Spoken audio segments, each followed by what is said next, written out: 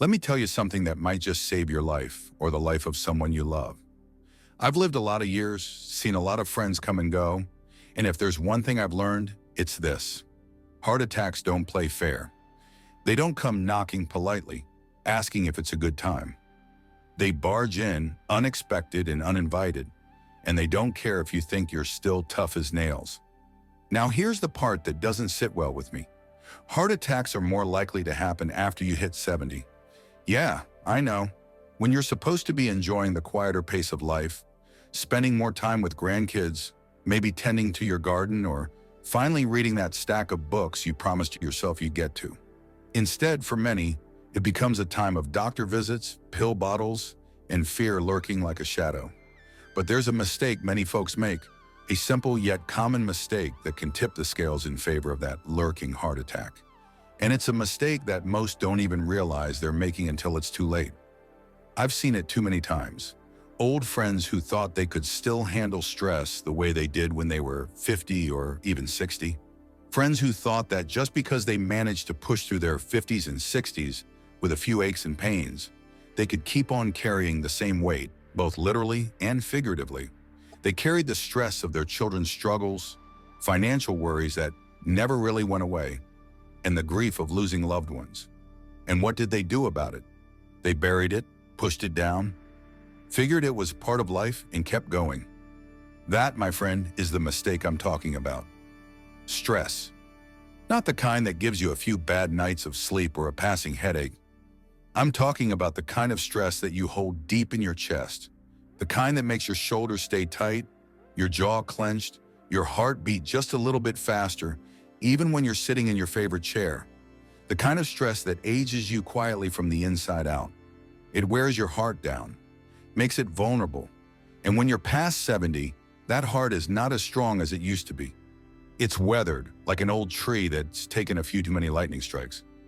Now, maybe you're thinking, I've handled worse. I've been through wars, loss, hard work, tougher times than these. I get it. Life hasn't been a gentle stroll, has it? But let me tell you something. Just because you've survived all those storms doesn't mean you should keep inviting new ones. The body after 70 is different. It doesn't heal as quickly. It doesn't fight as fiercely. What used to be a manageable burden at 50 can become a deadly weight at 70. That's the truth most don't realize. They think, if I handled it then, I can handle it now. That's the mistake. I knew a man named Harold. Good man, strong, stubborn as they come. He made it through his 60s like a bull. He'd lost his wife, dealt with a son who had more trouble than sense, and still got up every day to work in his garden. But Harold never talked about what bothered him. He didn't believe in that sort of thing. Said it was for the weak. One day, he felt a sharp pain in his chest while pulling weeds. Stopped him cold. His heart couldn't take the weight of everything he never let go of. Harold survived barely, but he was never the same. I asked him once if he thought it was all worth it, if carrying that weight in silence proved anything. He didn't answer, just looked out the window with those tired eyes. I saw the answer right there. Maybe you think it's different for you. Maybe you think you're tougher than Harold, or luckier. But there's a reason heart attacks are more likely after 70. There's a reason that doctors tell you to slow down, to rest, to let go of what you can't change.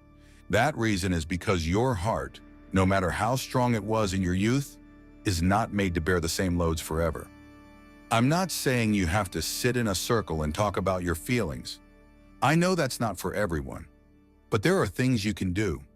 You can take a walk in the morning, breathe the air, leave the house and see people who make you smile. You can learn to let the small stuff slide, to forgive those who never asked for it, to let go of the regrets that haunt you in the quiet hours. You can talk to someone, not because it's weak, but because it's wise. Because knowing your limits doesn't make you less of a person. It makes you someone who values the days you have left. And listen, this isn't about adding more years to your life just for the sake of it.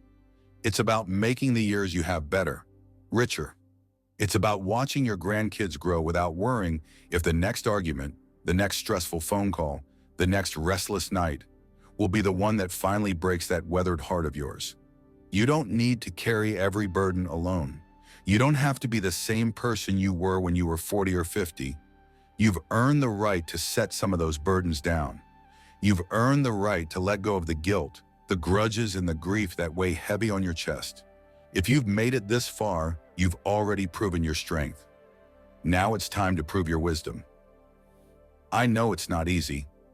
I know the world doesn't make it easy, but the greatest strength isn't in shouldering every weight until you crumble. It's in knowing when to let go, when to breathe and say, I've done enough. If you can do that, if you can take a moment to let the weight slip from your shoulders, maybe you can keep that heart of yours beating a little longer. Maybe you can be there for another holiday, another birthday, another quiet morning coffee with someone who still cares that you're here. So don't make that mistake. Don't believe that because you've carried so much for so long, you have to keep carrying it. Don't let the pride that saw you through your hardest days become the very thing that shortens your time here. Life after 70 can still be good, still be worth living fully, but you have to let it be. You have to be willing to let go. Take care of that heart. It's done a lot of work for you. It's held on through more than most will ever know, but it can only take so much. Do right by it. Do right by yourself. That's all I wanted to say. Now let's clear some common questions. How can family members or caregivers support seniors in acknowledging and managing their stress to protect their heart health? Let me share a bit of what I've seen and learned over these many years. I've watched friends grow old. I've watched them slow down, lose loved ones, face illnesses they never expected. And I've seen how the weight of all that can press down on a person's heart, not just in a way that makes them sad or weary, but in a way that makes their heart beat harder, struggle more.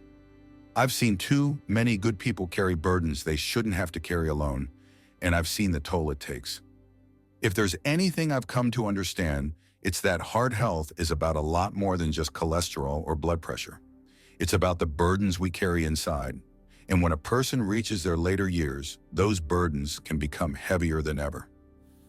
Now, if you're someone who loves a senior or cares for them, whether you are a family member, a friend, or a caregiver, you have a chance to help lighten that load. But the tricky part is getting them to see it for what it is. Older folks don't always like to admit when they're struggling. They've lived through wars, raised families, worked their whole lives. They've faced more than most people can imagine. And because of that, they believe they can still handle whatever comes their way, even when their heart isn't as strong as it used to be. The truth is, the heart may be willing, but the body has limits. Limits that no amount of stubbornness can push past. I had a friend named Jack, stubborn old Jack, worked in construction most of his life. Tough as they come, his wife passed on before him, his kids had their own lives, and Jack, well, he carried it all alone. He never wanted to burden anyone, as he put it. Wouldn't say a word if he was having a bad day. Thought it was better that way. I'd see him gripping the edge of the table, his knuckles white, when the talk of his wife came up. You could see the weight of his loss pressing into his chest, but he never said a thing. Jack had a heart attack on a gray Tuesday morning, alone in that little house of his. The doctors said it was his heart that gave out, but I always thought it was the weight of all he kept to himself. If you love someone like Jack, if you care for someone who's older and carrying more than their heart can handle, you have a chance to help them. But you have to be patient. You can't just ask, "Are you stressed?" Because most of the time they won't say yes. They've been trained by life to think that admitting struggle is a weakness, that if they got this far, they ought to keep going the same way. So you have to watch. You have to notice the signs they won't say out loud. The restless nights, the lost appetite, the moments they sit a little too quietly, staring at something you can't see, the tightening of their jaw when a hard memory creeps in, the way their shoulders droop a little lower than they used to. These are all whispers of a heart carrying more than it should. When you see these things, start small. Start with simple conversations. Ask them to take a walk with you. Not because they need the exercise, but because a walk opens space for talking without pressure. There's something about walking side by side that makes sharing a little easier. And don't just ask them how they are. Ask about the past, about the things they've seen, the memories they hold close. When you let them share their stories, It can lighten the weight they carry. Sometimes just being heard is enough to ease the strain. If they have regrets or things that seem to trouble them, don't rush to fix it or tell them to move on. That's not how it works. Listen, let them feel that what they're saying matters, that it's not a burden to you. There's a healing power in being heard, especially for someone who's been quiet for too long. Oh, encourage them to reconnect with people they trust, friends, siblings, anyone who's been through some of the same storms. There's a bond in shared experiences that no one else can touch. If they've lost friends and feel like there's no one left, help them find new connections. Senior centers, community events, even online groups for those who are willing to learn a bit of technology. Connection can pull a person out of that quiet heaviness that stress can bring. And if you're a caregiver, whether paid or someone helping out of love, remember that your presence alone can be a balm. When you spend time with them, it's not just about checking off tasks. It's about sitting down for a few minutes, asking a real question, looking them in the eyes and letting them feel like they're more than a list of needs to be met. Don't rush through it. The gift of time and patience is worth more than you might know. Sometimes it helps to gently encourage them to see a counselor or a therapist.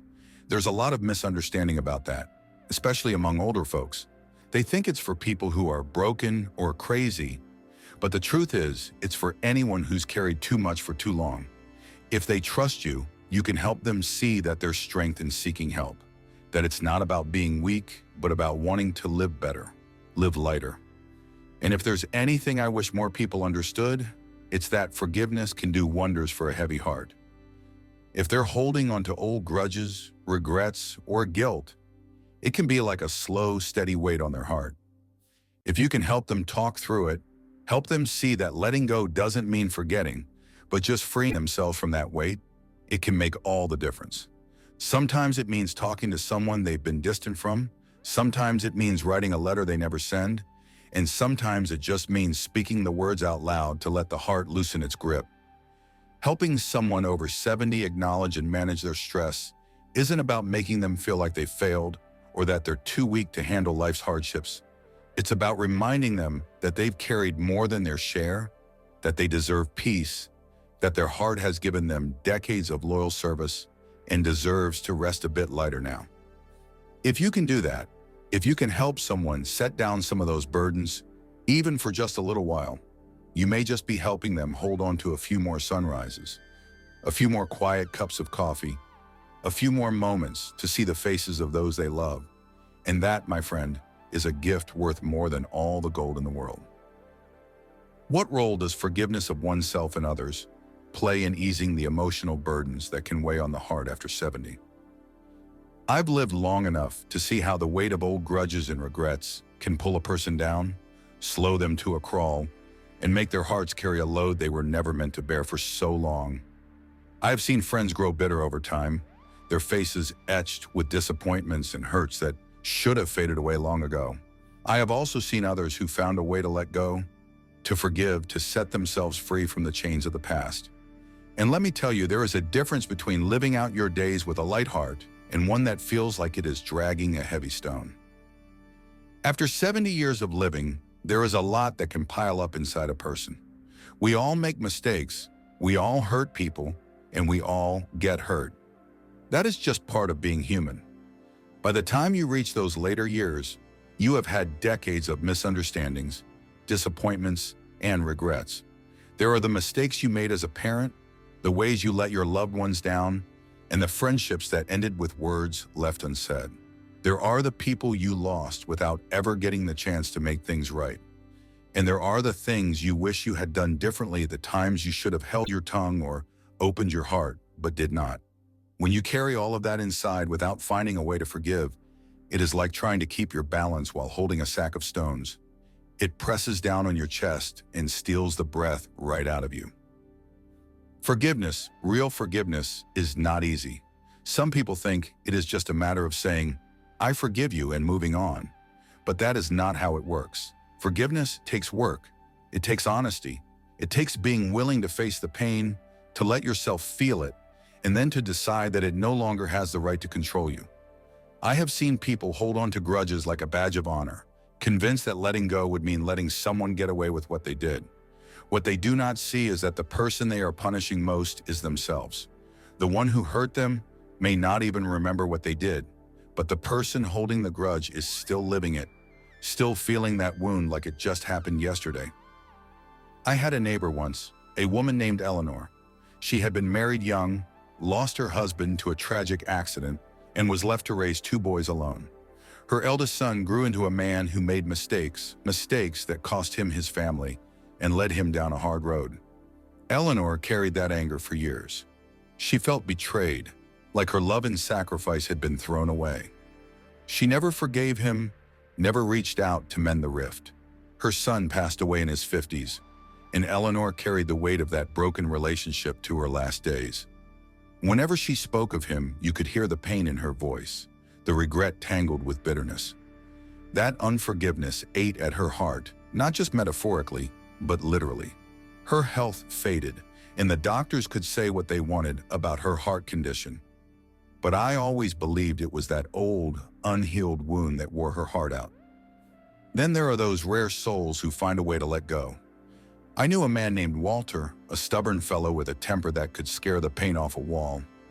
He had a falling out with his brother over something that, years later, neither of them could fully remember. But the grudge held, and they went decades without speaking.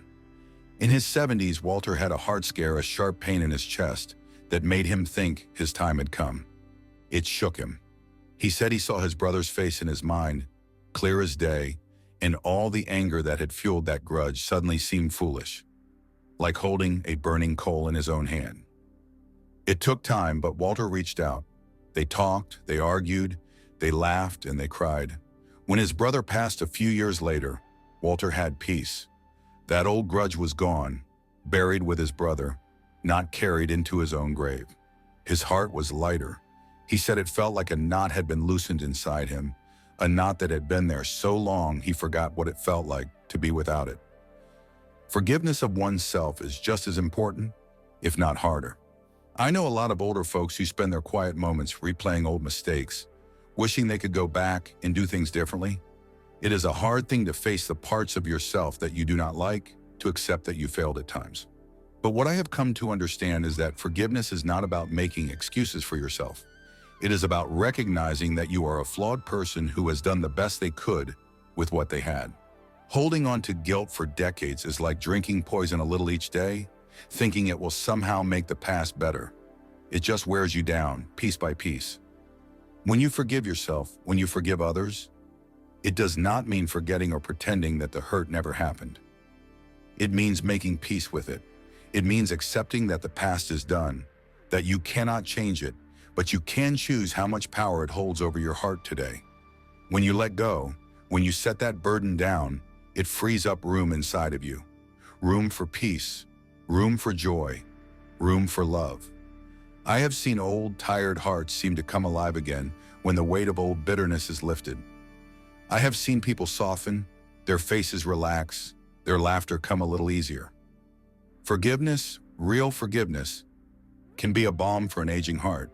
It can ease the tension that tightens your chest. It can quiet the thoughts that keep you awake at night. It can bring calm to the storm inside you. If you are lucky enough to grow old, to live past 70, you deserve to do it with a heart that is light, not one tangled with regrets and grudges. If you are carrying something heavy, whether it is your own guilt or a grudge against someone else, let it go. You do not have to carry it to your grave. If there is someone you can speak to, do it. If they are gone, speak the words out loud anyway. Write a letter you never send. Forgive yourself for the things you wish you had done better. Be kind to that younger version of you who did not know as much as you do now. You cannot change what has been done, but you can decide how much it matters today. Forgiveness is not a gift you give to those who hurt you. It is a gift you give to yourself. It is a kindness, a way of saying that you value your own heart too much to let it be weighed down any longer. If there is anything I can tell you after all these years, it is this. Do not wait too long to forgive. Do not let your heart be a grave for old grudges. Life is too short, even when it feels long, to carry such a heavy load. Set it down, let it go, and give your heart the peace it deserves. How can recognizing and accepting one's vulnerabilities in old age lead to a stronger, healthier heart rather than a sense of weakness or defeat? I've lived long enough to see how age can play tricks on a person. When you are young, you think you are invincible. Your body feels strong, your mind is sharp, and the weight of time has not yet settled on your shoulders. As the years go by, things start to change. Your knees ache when you climb the stairs. You forget where you left your keys. You tire more quickly, and sometimes you catch your own reflection and wonder who that older person is staring back at you. It is a strange thing, aging. It humbles you in ways you never expected, and if you are not careful, it can make you feel like you are losing yourself. I have watched friends and family struggle against this idea of vulnerability in old age. They fight it, cling to the past, and pretend that they can still do everything they did at 40 or 50. There is a kind of fear in admitting that you are not as strong as you once were. It feels like surrendering, like waving a white flag to time itself. But I have also seen what happens when someone accepts their vulnerabilities with grace and honesty. And let me tell you, there is a strength in that acceptance that is far more powerful than the stubbornness that tries to deny it. Admitting that you need help does not make you weak. Asking for support does not make you a burden. Sharing your worries does not make you less of a person. These are things I wish more people understood because I have seen too many people carry the weight of pride right to their graves, their hearts heavy with unspoken fears and unshared struggles. There is a myth out there that strength means handling everything on your own, that it means never breaking, never bending. But real strength, the kind that keeps a heart healthy and a mind at peace, is about knowing when to reach out, when to open up, when to let others help carry the load. Kathy, when you are willing to recognize your vulnerabilities, you give yourself permission to be human. You let yourself breathe. You stop holding yourself to a standard that no one, no matter how strong or capable, can maintain forever. And when that happens, your heart does not have to bear the strain of pretending, of carrying the weight of unspoken struggles. I have seen people, strong and proud, crumble under the pressure of trying to be more than they need to be. I have seen heart attacks brought on not just by clogged arteries, but by the bottled up stress of a person who believes they must carry it all alone. Years ago, I knew a man named Harold. Harold was a tough fellow, built his own house, raised 3 kids, worked his fingers to the bone his whole life. When his health started to decline, he hid it from everyone. He did not want to worry his children. He did not want to seem frail. He kept his struggles to himself, and his heart grew heavy with the weight of trying to appear strong. One evening, Harold had a heart attack while mowing his own lawn, a task he had no business doing alone anymore. It broke his family's heart to know he had struggled in silence when all they wanted was to help. His pride nearly cost him his life. But then there was Marie, sweet Marie, who always seemed to have a gentle smile, even when arthritis had her fingers curled and stiff. Marie knew her limits. She would sit with friends, laugh about her forgetfulness, ask her daughter for help with groceries, and never seemed to carry a bit of shame for it. She accepted that her body was not what it used to be, and she leaned on those who loved her. Her heart was light because she did not force it to carry the weight of pretending. She knew that growing older did not mean losing dignity. It meant finding a new kind of grace. When you accept your vulnerabilities, you give other people the chance to love you, to support you, to be there for you. It is not a burden to let others care. It is a gift. People who love you want to help, not because they think you are weak, but because it brings them joy to be there for you. When you refuse that help, when you insist on struggling alone, you rob them of the chance to show their love. You also rob yourself of the peace that comes from knowing you are not alone. Accepting vulnerability also means making peace with the reality that no one is perfect, not even you. We all make mistakes, we all have regrets, we all have moments we wish we could change. When you let yourself accept that, truly accept it, you stop punishing yourself for being human. You stop replaying your mistakes like they define you. You start to see that vulnerability is not a weakness, it is a shared experience. Everyone has wounds, everyone has fears, everyone has doubts. Letting yourself be honest about those things can ease the pressure on your heart, can let it rest instead of fighting so hard to keep up a front. I have found that when people are willing to be vulnerable, to speak about their fears and their struggles. It opens a door. It lets others be honest too. It creates a space where real connection can happen. And that connection, that feeling of being seen and heard, can be a powerful thing. Loneliness, isolation, feeling like no one understands those things can weigh heavier on a heart than any physical burden. But when you let yourself be vulnerable, you break that loneliness. You invite others in, and you realize that you are not so alone after all. If you are getting older and feeling the ache of time, do not be afraid to admit that it is hard. Do not be afraid to let someone know when you need help. Do not be afraid to share your fears or your regrets. Let yourself be honest, be open. Let others see you for who you are, not for who you think you need to be. It will not make you weak. It will make you human. And there is strength in that, a strength that can keep your heart steady and your spirit light. Life does not have to be a battle, not in your later years. You have earned the right to lean on those who care, to share your worries, to be seen for all that you are, the strong, the soft, the fearful, the hopeful. You have lived long enough to know that life is not just about surviving.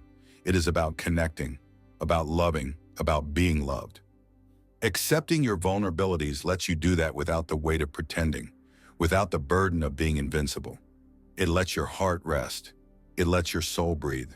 And that, my friend, is a gift worth giving yourself. If you liked today's discussion, don't forget to like the video, and if you haven't subscribed to the channel yet, hit the subscribe button and the bell icon to stay updated with every video we release. And yes, don't forget to share your experiences and thoughts in the comments. Every comment is special to us. Your feedback helps us improve further. We'll continue to meet you in every new video on this channel. So until next time, take care.